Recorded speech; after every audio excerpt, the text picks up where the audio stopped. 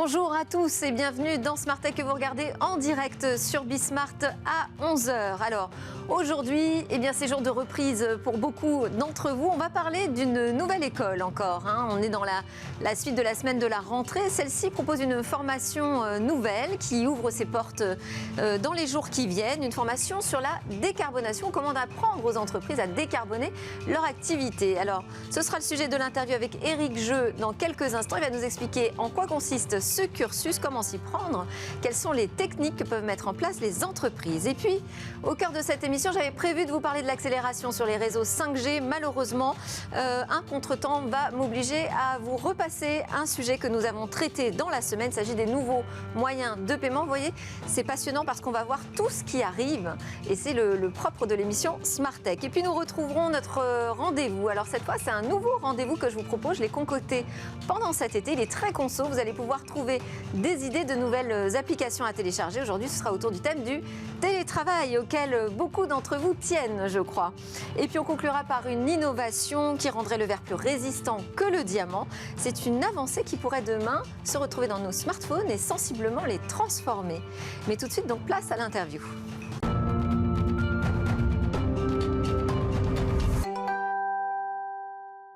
Nouvelle rentrée pour une nouvelle école, pour décarboner son entreprise. Bonjour Éric Jeux. Bonjour. Vous êtes donc le fondateur d'un nouvel institut, qui est l'Institut français des études supérieures digitalisées, l'IFZ, et sa formation dont on va parler aujourd'hui adresse les entreprises sur le sujet de la décarbonation. Comment on va s'y prendre dans votre cursus pour apprendre à décarboner ? Alors le sujet de la décarbonation, c'est un sujet qui s'impose absolument, d'autant plus cet été avec les nouvelles annonces du GIEC. Il y a une urgence absolue pour la transition écologique et la décarbonisation des activités. Et ça veut dire qu'il y a une forte sensibilité aujourd'hui des entrepreneurs sur cette thématique, mais ils ont peut-être encore besoin d'outils. Ils ne savent pas forcément comment faire, on parle beaucoup, mais le comment n'est pas totalement évident. Et en fait, en France, on est très bien placé pour avancer, pour proposer des choses et pour être particulièrement en avance sur ce sujet. Or, pour les entreprises, c'est plutôt un sujet qui fait peur et sur lequel on a beaucoup de mal à se positionner. Donc, notre formation, finalement, elle est faite pour les cadres d'entreprise, pour qu'ils apprennent à prendre le sujet en main et à l'inscrire dans leur activité et surtout à le marketer, finalement. Mais c'est quoi, ça va être un enseignement très théorique comment ça va s'organiser, s'agencer? Parce que chaque entreprise a des problématiques très particulières. À la fois très particulière, et puis en même temps, c'est toujours la question de l'énergie. Un tronc commun, voilà. Mais ensuite, l'application, la mise en pratique peut être beaucoup plus personnalisée. Tout à fait. Donc, c'est pour ça, d'ailleurs, que l'enseignement qu'on propose, c'est essentiellement, disons que la moitié de l'enseignement, c'est des cas pratiques. Donc, on regarde des cas pratiques sur différents types d'activités, que ce soit dans les technologies, la construction, le tertiaire, parce que le tertiaire produit aussi beaucoup de carbone. Voilà, donc dans chaque activité, on regarde quelles sont les problématiques et comment on les résout. Donc en partant, en fait, effectivement, d'un tronc commun où on apprend donc, quels sont les enjeux. Parce que finalement, on en entend beaucoup parler. C'est ce que je veux dire, on est quand même déjà informé sur ces sujets. On est informé, mais est-ce qu'on comprend vraiment on sait que c'est du CO2, on sait qu'on en produit trop, mais c'est quand même des termes très, très vagues. Est-ce qu'on sait, par exemple, qu'en France, quand on dépense 1 euro, en France et en Allemagne, on produit 2 fois d'énergie, 2 fois moins de CO2 en France qu'en Allemagne, 4 fois moins qu'en Chine. Donc vous voyez, il y a des éléments d'information qu'on n'a pas qui font que rapatrier de la production en France, c'est déjà diminuer très très fortement la production de CO2. Il y a tout un tas d'éléments de réflexion, d'engagement qui permettent d'avancer très vite finalement, de se positionner très vite et les entreprises ne le savent pas forcément, elles ont beaucoup de choses à faire. Et donc c'est une formation professionnelle, ça veut dire que ça va être resserré sur un temps court ou alors au contraire étalé sur une année? Comment vous l'organisez, cette formation? C'est en 3 parties en fait, on fait 3 sessions. En gros, c'est un engagement à chaque fois de 16 heures par partie et ça s'étale sur 2-3 mois. C'est un peu à la carte. Comme tout est en ligne, les gens font leur... Alors c'est 100% virtuel? Complètement, tout est fait à distance? Voilà, 100% digitalisé, 100% virtuel, avec des outils en fait, d'enseignement qui sont un peu modernes, qui mélangent. Il y a des profs, entre guillemets, des formateurs, ou c'est vraiment du e-learning avec des outils de contenu plutôt? Pour que les gens puissent faire ça à leur main quand ils le peuvent, évidemment, tout est enregistré. En revanche, il est prévu des sessions d'interaction. Donc sur les cas pratiques, les élèves, les étudiants font leurs cas pratiques quand ils le souhaitent, ils les renvoient, et puis ensuite il y a des échanges sur les tenants et les aboutissants de ces cas pratiques. Donc c'est un mélange finalement de... Et comment allez-vous vérifier l'assiduité de ces professionnels? Parce qu'ils peuvent très bien dire, oui, j'ai suivi la formation, j'ai coché la case, et puis finalement pas avoir fait ou vu grand-chose. Alors, Les mauvais élèves, il n'y en a pas qu'à l'école. C'est clair. Mais d'abord, le certificat est donné si, donc pour chacune des parties, les certificats sont donnés lorsqu'ils ont balayé l'ensemble du cursus, bien entendu. Alors, les technologies permettent en fait de suivre énormément ce que font les choses. On le dit souvent, on est surveillé par les technologies, mais c'est vrai. Donc, c'est très difficile d'être devant une plateforme et d'allumer son écran et de ne rien faire pendant des heures. C'est pas très intéressant en plus, autant suivre la formation. Donc non, en réalité, au contraire, les gens sont extrêmement suivis. Et puis il y a tous ces cas pratiques qui font qu'à chaque étape, finalement, ils doivent écrire, rédiger, faire des calculs, les rendre. Et donc ils sont notés qui sont les formateurs que vous avez sélectionnés pour parler de cette décarbonation très concrète? Donc, moi, déjà, je suis dans ce sujet-là depuis plus de 10 ans, puisque ça fait 10 ans que je produis des énergies renouvelables et que je m'intéresse à ces sujets-là. À travers quelle activité? Donc, j'ai une entreprise qui a construit des centrales photovoltaïques et qui entretient et qui exploite des centrales photovoltaïques. Et donc, je regarde ces sujets-là, et puis tous les sujets des énergies renouvelables depuis plus d'une dizaine d'années maintenant. Donc, c'est des sujets que je maîtrise plus que bien, je pense, et qu'est-ce qui est bien et qu'est-ce qui n'est pas bien, justement, dans ces énergies renouvelables. Et puis, à côté de moi, j'ai d'autres personnes, donc Eva Kalman, qui est une économiste, qui est spécialiste de la réglementation, et elle qui va donc apprendre à nos apprenants comment exploiter, comment utiliser la réglementation sur la transition écologique, puisque l'État aide, l'État finance, l'État regarde certaines choses et pas d'autres. Donc, il est très important, quand on veut rentrer dans ce sujet-là, de le faire dans le bon sens, finalement, en suivant la réglementation, en identifiant comment elle va évoluer aussi et en bénéficiant éventuellement des aides d'État qui sont relativement nombreuses et de plus en plus nombreuses. Alors, au départ, votre idée, c'était d'ouvrir pour cette rentrée la première véritable maths sup 100% digitale, c'est-à-dire une classe prépa. Mais complètement virtuel. Et puis, finalement, ça ne s'est pas fait parce que vous êtes arrivé un peu tard, peut-être pour intégrer Parcoursup. Je ne sais pas, vous allez m'expliquer pourquoi. Mais moi, ce qui m'intéressait de discuter avec vous, c'était le changement peut-être d'état d'esprit dans lequel vous êtes aujourd'hui, où on sait que les jeunes ont de plus en plus besoin de retourner en classe. Alors, j'avais identifié la maths sup comme la première étape pour proposer un enseignement digitalisé parce que c'est un enseignement qui est complètement abstrait, dans lequel on travaille sur du papier avec un stylo, donc qui n'a pas besoin de manipuler, de présence, de contact pour se faire très bien, et sur lequel, au contraire, on peut proposer, avec ces outils d'enseignement nouveaux, un suivi de l'étudiant individuel qui lui permet finalement de progresser et de ne pas être perdu en maths sup. Ce qui est terrible, enfin, c'est que si on n'est pas bien le lundi, eh bien, le vendredi, on a perdu toute une semaine de cours ou tout un mois. Et donc, c'est finalement, il y a beaucoup d'étudiants qui n'atteignent pas leur potentiel parce qu'ils n'arrivent pas à suivre le rythme à un moment ou à quelques moments dans la scolarité. Avec les systèmes d'enseignement actuels, on peut suivre pratiquement heure par heure le fait que l'étudiant a compris qu'il est là ou qu'il y a un petit truc qu'il a pas saisi et donc le lui redonner tout de suite. Et donc, l'enseignement virtuel, enfin digitalisé, permet de faire tout ça de façon extrêmement fluide, ce qui est beaucoup plus difficile finalement à faire. Donc vous restez toujours sur cette idée de la proposer en 100% virtuel, cette maths sup peut-être pour la rentrée prochaine? Je suis toujours sur cette idée. En revanche, et en discutant avec tout un tas d'étudiants, je me suis effectivement rendu compte que d'abord, ils ont eu une expérience effroyable cette année. pratiquement dans toutes les écoles, mais dans toutes les écoles publiques, où ils ont été privés d'école, et ça ne s'est pas bien passé. Les outils n'étaient pas là, les professeurs n'étaient pas formés aux outils, les professeurs n'étaient pas formés aux nouvelles méthodes qu'il faut employer. Finalement, on s'est aperçu que ça ne correspondait pas au désir d'égalité des chances qu'on imaginait. Exactement. Bon, donc à suivre, Éric, on verra comment ce projet évolue. Vous êtes fondateur de l'IFZ, je le rappelle, donc un institut qui propose désormais une formation pour décarboner son activité. Exact. C'est l'heure de notre talk. Donc je vous l'ai dit, on a un impondérable. Donc le sujet que j'avais prévu pour vous aujourd'hui n'est pas possible. Je vous passe en rediff la bataille sur les nouveaux moyens de paiement. La bataille des nouveaux moyens de paiement, on en parle avec mes deux invités. D'abord Roger Carissot, responsable de la business line Fingerprints. Ça veut dire quoi? Vous êtes responsable des paiements? C'est ça, absolument. Chez Fingerprints, et c'est une entreprise de biométrie. Alors elle est suédoise, vous avez raison, mais qui a une envergure mondiale.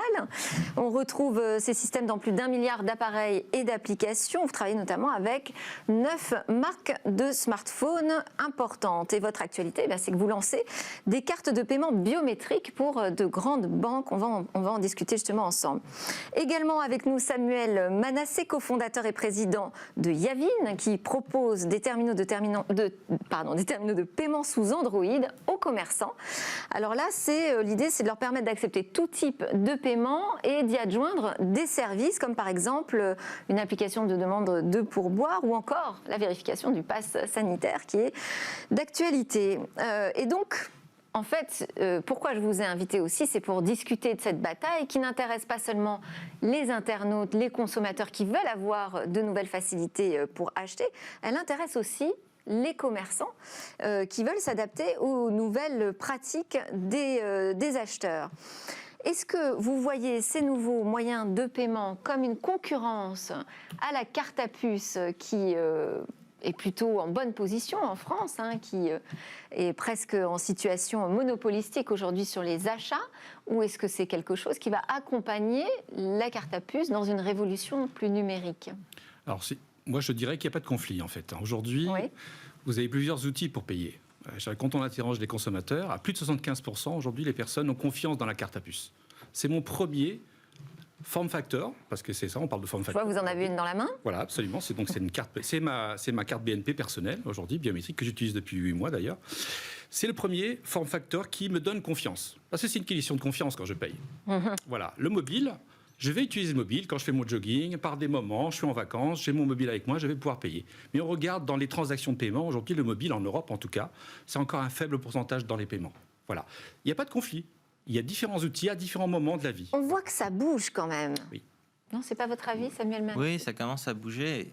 Et en fait, pour deux raisons. D'abord, c'est de plus en plus facile pour un commerçant d'accepter de nombreux moyens de paiement. Historiquement, c'était compliqué, mais avec ces nouveaux moyens d'encaissement qui fonctionnent sur des plateformes ouvertes, c'est de plus en plus facile. Si on veut accepter un paiement par QR code ou un paiement d'une autre monnaie, ça devient très simple de le faire. Et du côté du client, du porteur de la carte, c'est pareil, sur son téléphone ou avec des cartes biométriques, puis c'est beaucoup de moyens de paiement. Et en fait, mais la carte est encore très, très, très devant en France. Nous, les bouleversements qu'on a vus, c'est le sans contact. Sans contact. Qui repose quand même encore sur la carte. Qui repose sur la carte ou sur Google Pay et Apple Pay, mais qui en fait revient à un paiement sans contact. Une sorte d'empreinte de la carte bancaire, une empreinte numérique de la carte. Ouais. Et donc, avant le Covid, ça représentait sur les terminaux de paiement Yavin un peu moins de 50% des paiements. Maintenant, on est en train de tendre vers les 70% des paiements sans contact. Donc, le geste devient vraiment le geste classique. Donc, c'est vraiment une nouvelle façon de payer. On est d'accord ensemble pour dire qu'effectivement, ça repose quand même toujours sur une carte, que ce soit Apple Pay ou Google Pay. Il faut avoir cette carte à puce. Mais demain... Alors justement, c'est l'idée de. Mais demain, parce que finalement, c'est une excellente nouvelle, ce paiement sans contact, pour tous les nouveaux acteurs dématérialisés. Il y a plusieurs choses en fait. La pandémie a apporté différentes façons de payer différentes, on va dire. Ça a accéléré le sans contact, tout à fait. C'est plus 44% du premier semestre. Les paiements sans contact explosent. Et il faut apporter de la sécurité. La limite de paiement sans contact a été passée de 30 € à 50 € en France ou en Europe. En UK, c'est 100 pounds. En Australie, c'est 200 $. Qu'est-ce qui se passe si je perds ma carte? Qu'est-ce qui se passe? Et tous inquiétés par ça. Deuxième chose, c'est le geste. Est-ce que j'ai envie de toucher un terminal encore? Le paiement sans contact et la biométrie, aujourd'hui, si je fais ce geste-là de sans paiement, me garantit, j'apporte la sécurité de qui je suis et d'un moyen sécure de payer. Je ne touche plus le terminal. Voilà, c'est vraiment l'innovation. Et puis c'est très rapide. Et c'est très rapide. On gagne du temps. Alors ça dit, vous travaillez dans la biométrie quand même. Oui. Alors la biométrie, on parle d'empreinte digitale notamment. L'empreinte digitale, c'est pas très commode avec les gestes barrières.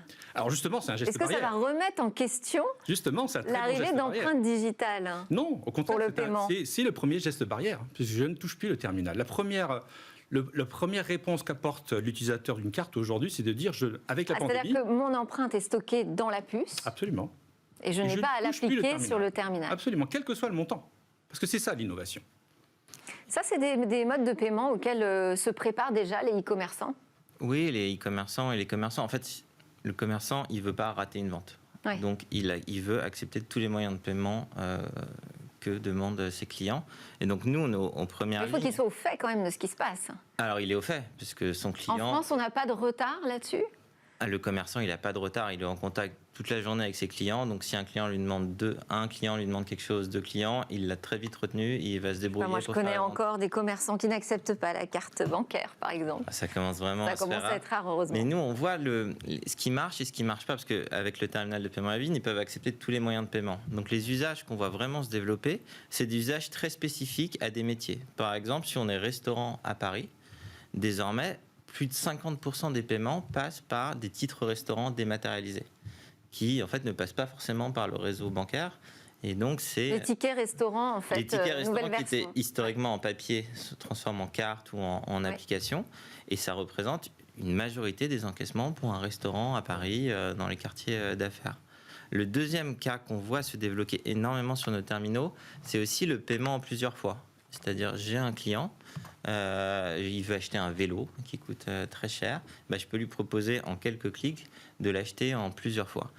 Et donc, si on prend ces 2 cas d'usage, typiquement, on voit que les commerçants sont prêts à payer des frais assez importants pour ne pas louper la vente.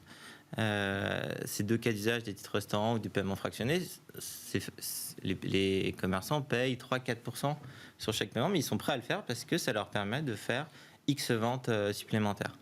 Et après, de manière plus marginale, pour l'instant, on ne voit pas l'usage. C'est tous les paiements par QR code, donc Alipay, Lydia, c'est ou pas les cryptos. encore effectivement très généralisé. On a du mal à trouver des commerces qui acceptent ces paiements. Alors, nous, on a des commerçants les plus geeks, entre guillemets, ou les plus avancés qui nous demandent de l'installer. Pour l'instant, on ne voit pas d'usage. Ça commence un peu à frémir. Alors on ne voit pas d'usage parce que c'est pas forcément adapté à la demande des clients, ou parce que justement on a des mastodontes américains qui ont pris des positions aujourd'hui qui sont difficilement détrônables avec le smartphone. Absolument, mais l'idée de qu'on parle aujourd'hui, c'est de réduire la queue dans un magasin. Plus on va éviter la friction, si vous allez sur Internet, 70% des paniers sur Internet sont abandonnés pour ces raisons de paiement. Dès que vous créez une friction, vous mettez un PIN code ou autre chose, les gens arrêtent de payer. C'est la même chose en magasin. Si on crée à un moment donné des étapes où la personne doit sortir quelque chose, remettre un PIN code, remettre un PIN sur le terminal, on crée une friction. On crée une possibilité que la vente ne se fasse pas. Donc tout système qui permet de fluidifier, donc la biométrie, on paye sans contact, il n'y a plus de montant. Voilà, on fluidifie, c'est aussi bien pour l'utilisateur que pour le magasin. Mais si je vous écoute, ça veut dire que les commerçants ils doivent fournir une palette très très vaste de moyens de paiement. Mais est-ce qu'il y a de la place pour tout le monde? Alors, Samuel Manassé, j'ai noté que vous aviez fondé Smile & Pay. Oui. Est-ce qu'on a vraiment de la place pour tout le monde, tous les acteurs? Smile & Pay, c'est terminé, je crois, aujourd'hui. Non, c'est toujours ça en continue, activité. pardon. Donc, on va rappeler peut-être le principe de Smile & Pay, c'était d'équiper des petits business, en fait, de solutions d'encaissement. C'est ça, c'était ces fameux terminaux qui se connectent en Bluetooth au smartphone, qui sont très présents dans les... Et vous avez le sentiment qu'aujourd'hui, il y a de la place pour X solutions? Oui, infini. Comme je l'ai dit, l'utilisateur aujourd'hui souhaite utiliser différents outils, et pas uniquement en France, en Angleterre, en Europe. Aujourd'hui, on a des banques aujourd'hui comme BBVA au Mexique qui vont intégrer la carte biométrique. On a les banques françaises, BNP, je l'ai cité, Crédit Agricole vient d'annoncer la semaine dernière. Les banques françaises sont sur ces sujets-là. Mais en fait, c'est plusieurs outils, plusieurs formes de paiement qui me sécurisent la façon dont je paie. Voilà, c'est ce qu'on recherche. Ouais, nous, on pense vraiment que le paiement va vraiment beaucoup bouger dans les prochaines années. La révolution actuelle, c'est C'est-à-dire que là, on est dans une phase de création, c'est ça? Très créative, sur des nouveaux outils. Oui, ça bouge énormément parce qu'il y a ces nouveaux usages et aussi parce que la techno apporte ces nouveaux usages. Donc, par exemple, sur les terminaux de paiement, le bon vieux terminal de paiement qui ne faisait pas grand-chose est en train d'être remplacé par des terminaux de paiement Android, ce qui permet de mettre du logiciel dessus et donc d'offrir plein de services aux commerçants en plus. Par exemple, il y a toutes ces données de programmes de fidélité qui va pouvoir être intégré au paiement. Je vais être reconnu quand je vais dans un magasin. C'est nous ce qu'on met en place chez Yavin. Je vais pouvoir faire des dons sur le terminal, je vais pouvoir prendre des pourboires et donc apporter beaucoup plus de valeur qu'une simple transaction. En fait, les commerçants sont habitués avec le e-commerce à avoir des solutions très modernes qui sont en train de descendre petit à petit dans le magasin. Et Roger Carissot, j'ai noté aussi que vous aviez démarré votre carrière en 2003, justement. Oui, dans la carte à puce. Dans la carte à puce. Est-ce qu'il vous semble aujourd'hui que les banques, le GIE, le groupement d'intérêt économique carte bancaire, suit ces innovations, Absolument. les devance? Ils sont très moteurs sur ces sujets. Ils sont moteurs? Absolument. Carte bancaire, comme je dirais aujourd'hui Visa ou Mastercard. Mastercard a annoncé la semaine dernière qu'ils arrêtaient la bande magnétique derrière, que l'on a depuis 30 ans. Ils annoncent dans 12 ans que ça sera arrêté. Mais voilà, ils sont très moteurs pour offrir encore une fois une nouvelle expérience client. C'est important. Et tout en apportant plus de sécurité. C'est ça. Alors, je posais la question en introduction. Hein. C'est vraiment compatible, plus simple, plus rapide et plus sécurisé? Absolument. Absolument. C'est ça l'idée. C'est à la fois de dire... Grâce à la biométrie, vous allez me répondre. Oui, parce que la biométrie, elle est reconnue. Je dirais c'est plus personne... incontournable aujourd'hui, cette technologie. Absolument. Vous avez dit tout à l'heure pour notre partie mobile, c'est plus que ça, c'est plus que 9 fabricants de smartphones. On a livré plus d'1 milliard de capteurs biométriques. Aujourd'hui, on travaille avec 9 marques sur 10. Tous les fabricants de smartphones en dehors d'iPhone. C'est ce que j'allais dire, il vous manque juste Apple, en fait. On travaille avec Samsung, il est grand sur ces sujets-là. Donc, aujourd'hui, plus personne ne pense mettre son PIN code sur un mobile aujourd'hui. Voilà, on est habitué à ces technologies-là. Ça pose quand même la question de la biométrie. À chaque fois que je l'adresse, pose cette question éthique. Oui. Cette question aussi de sécurité, parce que finalement, on confie des éléments qui sont caractéristiques de notre personne et uniques, on les confie à des bases de données. Ouais. Bon. Alors, ça peut aussi faire froid dans le dos. C'est tout à fait. C'est pour ça qu'en France, il y a un organisme qui s'appelle la CNIL qui regarde ces éléments-là, avec carte bancaire, avec les banques, comment vont être utilisées ces données-là. On est dans un système, dans une technologie, premièrement, c'est qu'une application. Je fais uniquement du paiement, contrairement à un mobile, où j'ai plusieurs applications qui tournent. D'accord? Donc j'ai une application, une fonction. Oui. Donc je peux sécuriser uniquement cette fonction-là, ce qui est différent sur le mobile.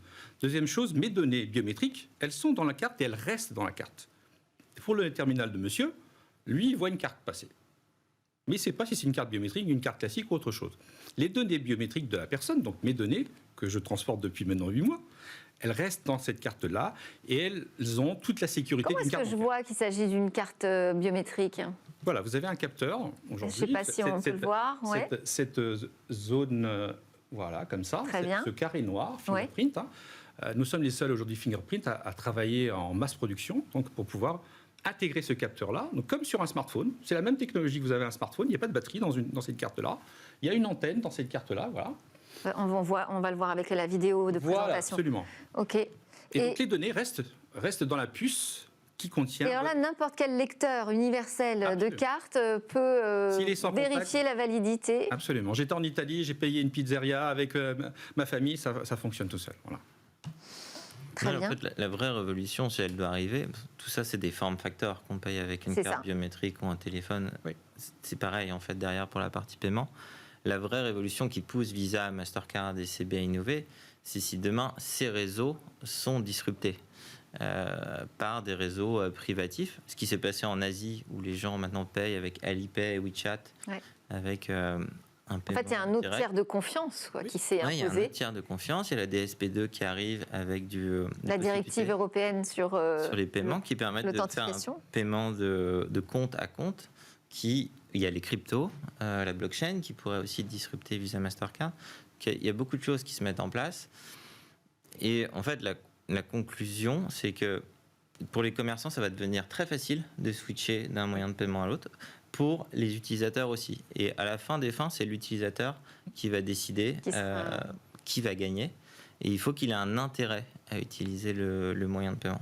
Comment les commerçants aussi réagissent face à la question de la fraude? Parce que plus on a de moyens de paiement à gérer, finalement, plus on a de moyens de paiement aussi à sécuriser. Bien sûr. Sur le paiement de proximité, c'est-à-dire sur un terminal de paiement, la fraude est vraiment très faible.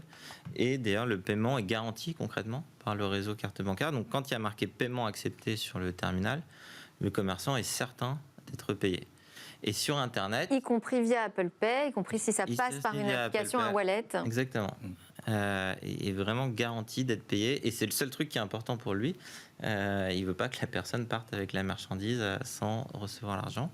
C'est moins le cas s'il s'agit d'un porte-monnaie purement électronique. Il faudrait voir au cas par cas, selon le portefeuille électronique. On ne peut pas faire une réponse générale. Mais par contre, l'enjeu est plus important en e-commerce, où il faut gérer à la fois le taux de conversion sur le site et la sécurité. Et donc, par exemple, il y a le 3D Secure qui est devenu obligatoire, donc le fait de recevoir un SMS pour valider son paiement, pour que le paiement soit garanti. Et la biométrie, parfois, on demande le paiement en ligne, on demande de mettre son doigt sur le smartphone pour pouvoir payer en ligne également. Alors la biométrie, c'est pas que l'empreinte digitale. Absolument. On a vu justement chez vos amis Apple disparaître l'empreinte digitale au profit de la reconnaissance faciale. Oui. Alors l'iPhone 13 revient avec un fingerprint capteur. Donc voilà, c'est aussi... Vous en déduisez que... Bah oui. Ça ne fonctionnait pas forcément toujours très bien. Quand vous avez un masque, c'est difficile aujourd'hui. Ah, ça marche pas. C'est assez énervant. Ouais. Voilà, c'est effectivement. Mais voilà, encore une fois, c'est les utilisations qui vont être importants. C'est l'expérience utilisateur dans un magasin. C'est comment je peux fluidifier et apporter la sécurité dans cette approche de paiement. Voilà. Mais si je vous écoute, on reste toujours quand même centré sur cette carte à puce. Oui, parce que, encore une fois, on n'aura pas de révolution de ce côté-là, selon vous. Plus de 75% des gens font confiance à une carte-là. Aujourd'hui, toutes les fintechs, Et y compris les commerçants. Oui. Les fintechs aujourd'hui, ça rassure. Les fintechs comme Revolut ou même N26, aujourd'hui, la première chose qu'elles font quand elles ouvrent un compte à un client, elles leur proposent des cartes à puce. Mais alors, je ne sais pas si... Parce qu'en introduction de l'émission, on parlait aussi des crypto-monnaies. Je ne vous ai pas encore entendu l'évoquer. Ouais, alors les crypto-monnaies, ça fait partie des choses qui frémissent. Alors le Bitcoin, qui avait été créé comme un moyen de paiement, en fait, est plus devenu un actif qui protège contre l'inflation que comme un moyen de paiement. Mais techniquement, ça commence à être prêt avec ce qu'on appelle une seconde couche avec le Lightning Network qui permettra de faire des transactions en proximité. Donc nous, on a quelques demandes de commerçants, donc on est en train de l'intégrer. Ça peut s'intégrer dans un terminal de paiement tout à fait classique. En fait, sur nos terminaux de paiement, on a une caméra, donc on peut lire les QR codes, qui est la technologie un peu privilégiée pour valider une transaction dans les crypto-monnaies. Donc ça arrive, mais une fois de plus, c'est l'utilisateur final qui décidera. Parce qu'en fait, quand on a des bitcoins, en général, on veut les garder. Parce qu'on pense que ça va prendre de la valeur. Donc on ne veut pas les dépenser. C'est bête. Mais parce que c'est quand même quelque chose qui est en train de bouger là-dessus. C'est en train de passer à, justement, là, c'était une fondation qui expliquait que ça permettrait de débloquer des nouvelles sources de financement, des nouveaux types de dons. On voit, il y a PayPal aussi a fait une annonce en disant que maintenant sa plateforme permettrait d'acheter, de revendre de la crypto-monnaie. Alors on ne peut pas encore payer en crypto-monnaie avec PayPal, mais on voit bien que ça arrive. Oui. La même question, nous également, on travaille sur des projets sous format carte, aussi sur des crypto-wallets, de la même façon. On réfléchit à des projets même en Ça, c'est pour la sécurisation, en fait. Absolument, parce que les crypto-wallets, il faut être certain qui est derrière. Ouais. Qui est derrière? Est-ce que je suis certain de la personne?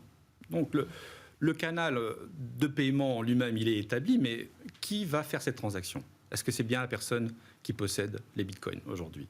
C'est ça l'origine. Donc on revient sur un format carte.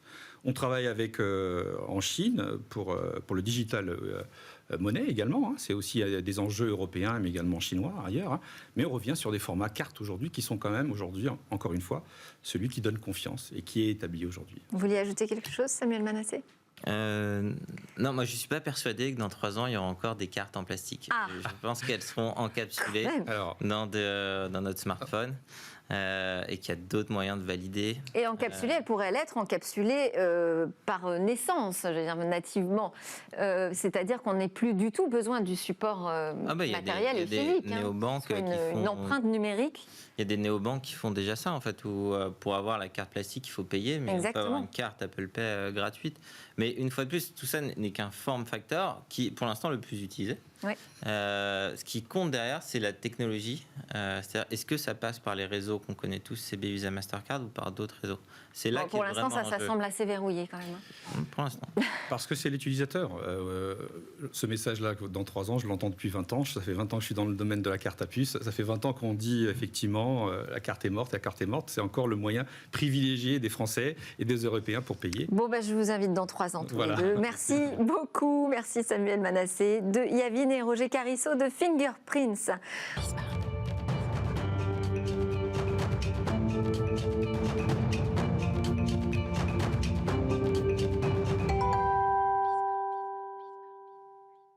Voilà, c'était la rediff de notre Tech Talk du 24 août 2021 sur les nouveaux moyens de paiement. On part en pause dans Smart Tech, on retrouve le direct pour parler des bonnes applications pour télétravailler.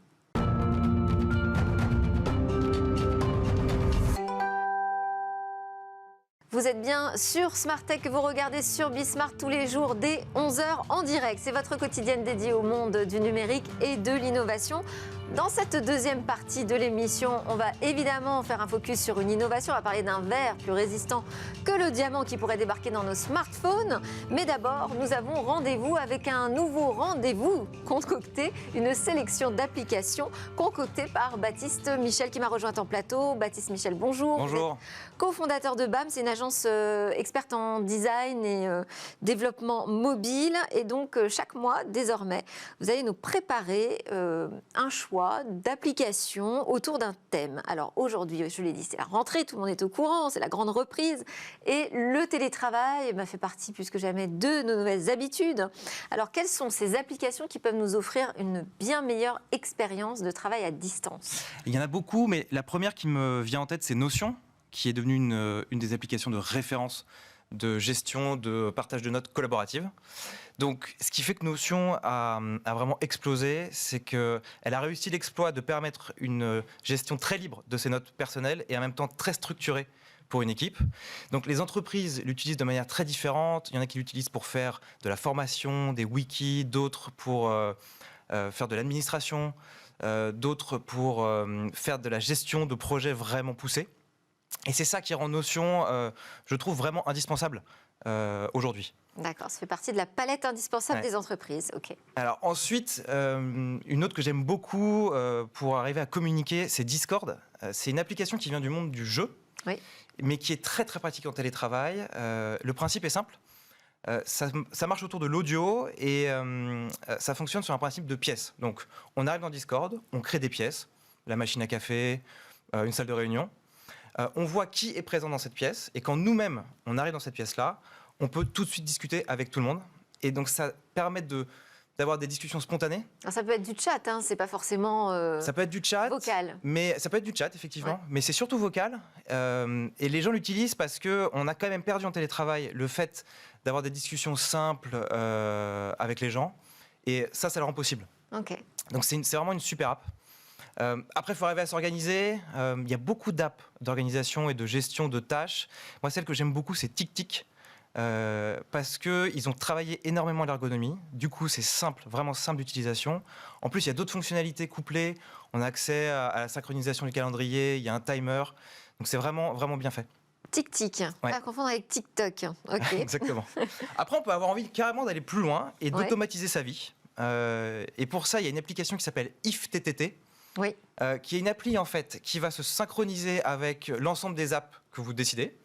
Et grâce à ça, elle va vous permettre de créer des tâches d'automatisation. Donc par exemple, ça fonctionne vraiment comme des recettes. Vous dites, j'arrive au travail, je veux qu'en arrivant au travail, mon smartphone se mette en silencieux.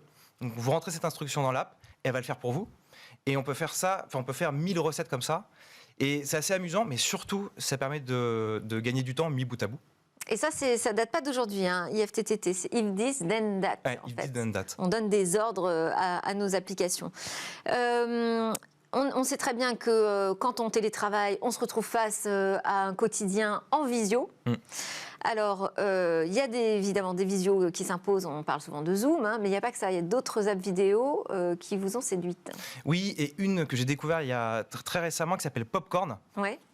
C'est la rencontre entre Zoom et Snapchat. Donc ça permet d'envoyer des messages vidéo très courts à des collègues ou à des gens qu'on pourrait rencontrer sur un salon, par exemple.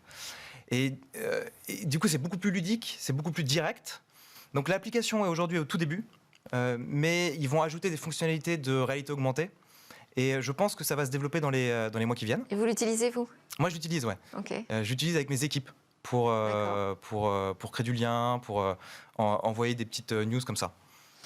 Ok, alors c'est des petites news, donc c'est plutôt des relations interpersonnelles. Ouais. Ça, c'est plutôt adapté Relations au interpersonnelles, one-to-one. accueillir un nouveau. Ouais. On peut faire des réunions à 4-5, mais ça reste quand même des messages d'une personne à une autre. Ok, et quand on veut faire vraiment des réunions avec beaucoup de personnes? Et il y a LinkedIn qui a lancé une nouvelle fonctionnalité qui permet de faire des appels vidéo, Oui. mais c'est que pour 2 personnes. Quand on veut faire des réunions à plusieurs, ma recommandation, c'est d'utiliser Telegram, donc c'est l'application de messagerie sécurisée. Et ils ont lancé cet été une nouvelle fonctionnalité qui permet de faire des réunions jusqu'à 1000 personnes. Donc en vrai, il n'y en a que 30 qui peuvent interagir les uns avec les autres. Parce mais il que peut y leur avoir ami, ça devient 1000 compliqué. spectateurs. Ok. Ouais. Après, le maximum qu'on fait généralement, c'est 100 personnes avec des applis classiques, Meet, Zoom, Teams par exemple. D'accord. Et ça, c'est ce que vous recommandez, 30 personnes maximum sur une réunion? Ça me paraît déjà énorme, moi. 30 personnes, c'est énorme. Nous, on fait souvent des réunions où il y a 100 personnes. Et il y en a souvent, ce que j'observe, c'est qu'il y a entre 10 et 15 personnes qui prennent la parole. Ok, Ensuite, si on se projette dans le futur, il faut regarder ce qui se passe du côté de Facebook. très bien. Ils sont en train de tester une application qui s'appelle Horizons Workroom. L'idée, c'est de faire du télétravail mais dans un espace virtuel. Donc on se réunirait sous forme d'avatar en prenant par exemple l'Oculus, donc c'est leur casque de réalité virtuelle. Ouais. Ils sont en train de tester ça et j'ai hâte de voir ce que ça va donner. Très bien, c'est bien, on adore se projeter dans le futur dans Smart Tech, vous avez raison. Alors, il y a donc aussi toute la gestion du temps, parce que quand on est à la maison, on peut être pris par de multiples tâches. Et là, il y a des outils vraiment très chouettes à utiliser. Hein. Mais est-ce que vous connaissez ou utilisez le Pomodoro? Moi, j'adore. Ouais. Donc c'est souvent. Ouais, ça marche très très bien. Le principe, c'est on choisit un laps de temps, 25 minutes, et on se force à rester concentré pendant 25 minutes. Ensuite, on fait une pause. Et on fait ça. C'est vraiment un minuteur. Voilà, on peut voilà. faire aussi des petites pauses, des temps courts, des temps plus longs. C'est vraiment très très chouette. D'autres méthodes pour rester connecté? Des méthodes plus douces. Il y a une application qui s'appelle Forest, Ouais. qui a pour objectif de vous laisser, de vous aider à ne pas utiliser votre téléphone. Donc le principe, on ouvre Forest et on appuie sur un bouton et ça va faire pousser un arbre virtuel. Donc ce principe de gamification, ça fonctionne super bien. C'est l'appli qui est aujourd'hui la numéro 1 sur l'App Store en productivité. Alors on passe son temps à regarder l'arbre pousser? Non, on essaye de ne pas regarder son téléphone. Si on utilise son téléphone, ça arrête de faire pousser l'arbre. D'accord. Et ça, c'est efficace? Et c'est super efficace. Ok. Très bien. On va terminer, on n'a vraiment plus beaucoup de temps, avec une appli coup de cœur. C'est une appli chinoise qui s'appelle Wulalatek et qui, en fait, c'est un gant, il y a des capteurs, et qui va transcrire le langage des signes en langage parlé. Donc, ils utilisent la technologie Bluetooth. Le gant va traduire les mouvements soit en texte qui s'affiche à l'écran, soit en paroles synthétisées. Et ils ont lancé une campagne sur Kickstarter pour lever des fonds, et je vous incite à aller voir parce que c'est vraiment bluffant. Ok, merci beaucoup Baptiste Michel pour toutes ces recommandations d'applications. On ira voir aussi sur le Kickstarter. On se retrouve très bientôt pour une autre sélection sur une autre thématique. En attendant, on part à la découverte d'un verre plus résistant que le diamant.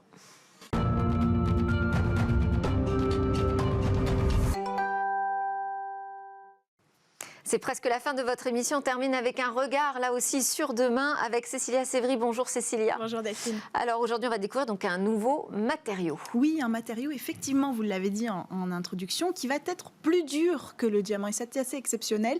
Et oui, ça existe aujourd'hui grâce à des chercheurs chinois. Alors ce matériau, c'est du verre. Évidemment, c'est beaucoup moins glamour que le diamant. On n'est pas sûr de vouloir remplacer son diamant à la main par du verre. Mais les propriétés sont beaucoup plus intéressantes et donc les applications. Ce que vous voyez à l'image qui va s'afficher, c'est en fait un diamant qui a été rayé. On voit très bien les rayures par ce nouveau matériau qui s'appelle AM3. Alors on reprend un petit peu les bases pour comprendre l'intérêt de cette technologie.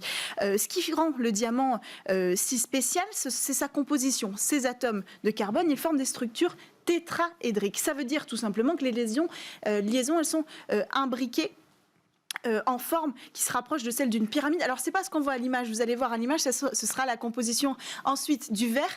Le diamant, c'est beaucoup plus complexe.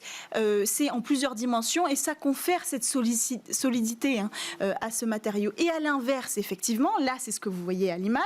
Les matériaux cristallins, comme le verre, ils ont une structure beaucoup moins complexes qui fait qu'ils sont beaucoup plus friables. Précisément, c'est en forme hexagonale comme celle-là, ça fait des feuilles de feuilles reines qui se superposent et donc dès qu'il y a un choc ou une pression, elles vont glisser comme ça les unes sur les autres, ce qui en fait un matériau assez friable. Et là, ce que vous me dites, c'est que les chercheurs ont trouvé le moyen de le renforcer. Oui, en modifiant précisément cette composition. Et en fait, il y a du choix parce que le carbone présente une incroyable variabilité de composition. Alors, ils se sont arrêtés en particulier sur le feuille-reine C60. Cette famille de composition de carbone, elle réunit 60 atomes au minimum. Alors l'intérêt, c'est qu'au début, ça ressemble à un feuille-reine traditionnel, c'est-à-dire en forme hexagonale, mais en plus de ça, il y a des anneaux supplémentaires qui vont venir, et vous le voyez à l'image, faire une forme sphérique de composition. Alors ça, imbriqué, on a mélangé ce matériau en utilisant un fourreau de pression haute température pour créer la M3,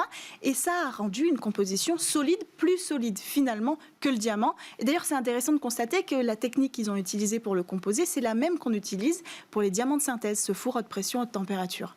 Alors, on va parler des usages. À quoi va servir ce verre ultra résistant ? Il y a beaucoup d'applications qui sont envisagées. Pourquoi ? Parce que, en plus d'être plus solide que le diamant, il a un atout que n'a pas le diamant. C'est un matériau semi-conducteur. Ce qui veut dire que, par exemple, on pourra l'utiliser pour créer des panneaux solaires. Mais ensuite, on peut l'utiliser pour des usages plus évidents. Par exemple, remplacer les écrans de nos smartphones ou alors les vitres de voitures ou même, pourquoi pas, les hublots de navettes spatiales. Si on va plus loin, on a besoin de verres ultra solides comme ça pour énormément d'usages. Alors évidemment, toutes ces applications elles seront possibles que quand il y aura une industrialisation. Et c'est là où on redescend un petit peu dans notre enthousiasme. Ça fait un moment que la piste est explorée et pourtant toujours pas d'industrialisation. On connaît le C60 depuis déjà quelques années. On n'a pas réussi encore à industrialiser ça. Sinon, on n'aurait pas des smartphones dans un tel état. En tout cas, moi, le mien, l'écran a pété, c'est sûr. Donc, j'ai quand même hâte qu'on passe à l'étape industrialisation et je pense que je ne suis pas la seule. Absolument. Merci beaucoup, Cécilia Sévry. Merci à tous de nous avoir suivis. C'était Smart Tech en direct à 11h sur Bismart. On vous dit à demain.